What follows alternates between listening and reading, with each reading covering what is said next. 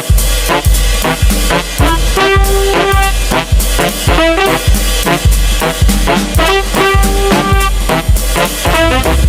semuanya, perkenalkan nama saya Jones Clifford Tambubolon. Saya mahasiswa dari Universitas Negeri Medan. Pada kesempatan ini, saya akan memaparkan materi tentang Pancasila dalam kajian sejarah bangsa Indonesia. Pembahasan ini penting karena membantu kita memahami bahwa Pancasila tidak lahir secara instan. Pancasila terbentuk melalui proses sejarah yang panjang, yang melibatkan pengalaman hidup bangsa, nilai budaya, serta perjuangan dalam menghadapi berbagai tantangan.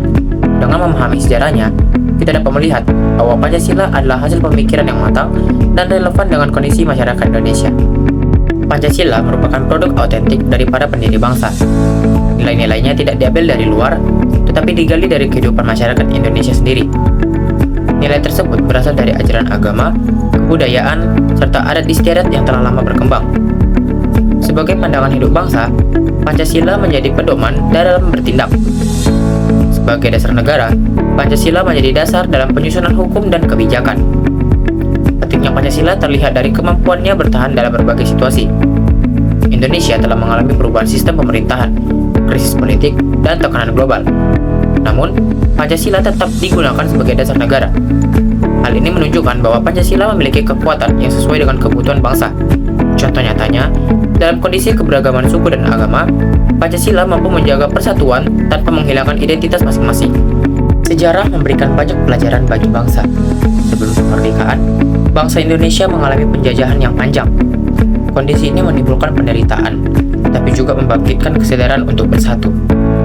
Nilai-nilai seperti persatuan, keadilan, dan kemanusiaan mulai muncul sebagai respon terhadap penindasan.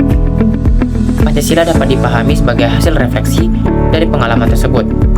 Ungkapan sejarah sebagai guru kehidupan menunjukkan bahwa dari masa lalu, bangsa Indonesia belajar untuk membangun masa depan yang lebih baik. Kerajaan Sriwijaya menunjukkan bahwa nilai Pancasila sudah diterapkan sejak lama. Dalam aspek ketuhanan, masyarakat hidup rukun meskipun memiliki keyakinan yang berbeda. Ini menunjukkan adanya toleransi. Dalam aspek kemanusiaan, Sriwijaya menjalin hubungan internasional dan mengembangkan pendidikan. Hal ini menunjukkan penghargaan terhadap ilmu dan kerjasamanya. Dalam aspek persatuan, Sriwijaya mampu mengelola wilayah kepulauan yang luas. Ini menunjukkan adanya konsep persatuan dan keberagaman wilayah.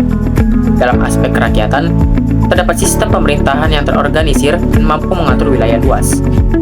Dalam aspek keadilan sosial, Sriwijaya menjadi pusat perdagangan yang membuat masyarakat makmur.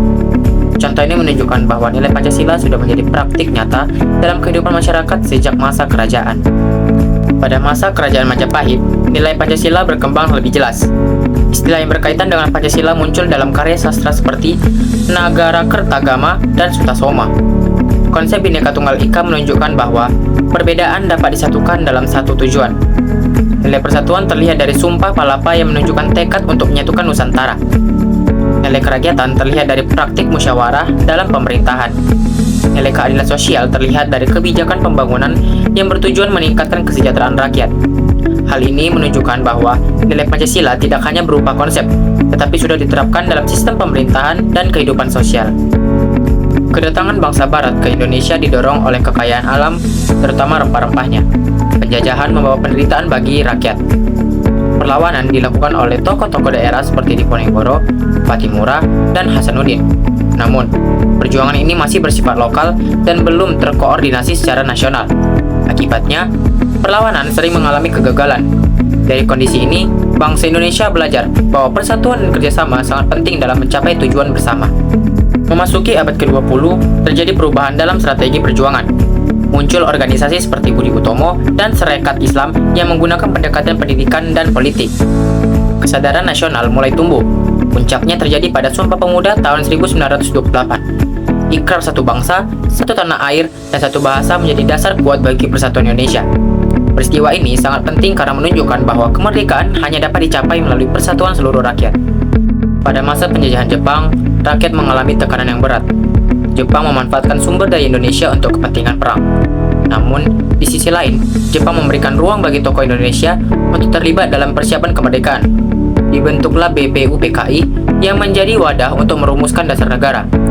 Kondisi ini dimanfaatkan oleh para tokoh bangsa untuk mempersiapkan kemerdekaan secara lebih terarah. Sidang BPUPKI menjadi momen penting dalam perumusan dasar negara.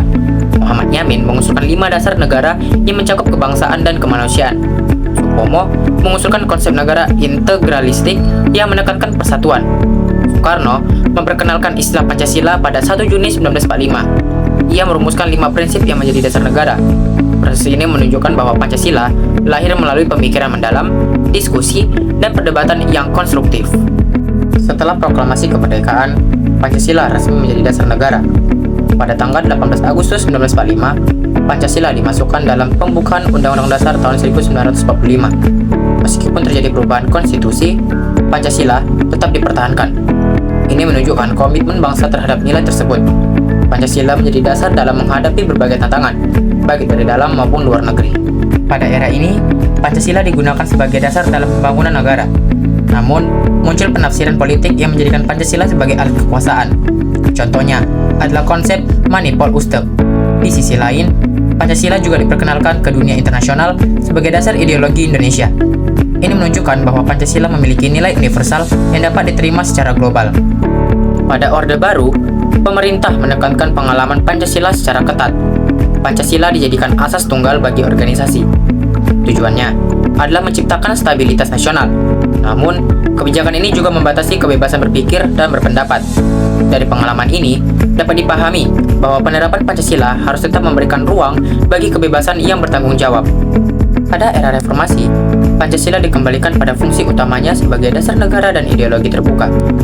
Pancasila tidak lagi digunakan sebagai alat politik, tetapi sebagai pedoman dalam kehidupan berbangsa.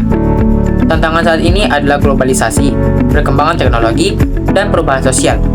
Nilai Pancasila harus tetap diterapkan agar tetap relevan dalam menghadapi perubahan tersebut. Pancasila merupakan kristalisasi nilai-nilai luhur yang telah hidup dalam masyarakat Indonesia sejak zaman Kerajaan Sriwijaya dan zaman Kerajaan Majapahit. Melalui perjalanan sejarah panjang, mulai dari perjuangan melawan penjajah, masa kebangkitan nasional, hingga perumusan di BPUPKI, Pancasila terbukti menjadi pilihan terbaik dan pemersatu bangsa.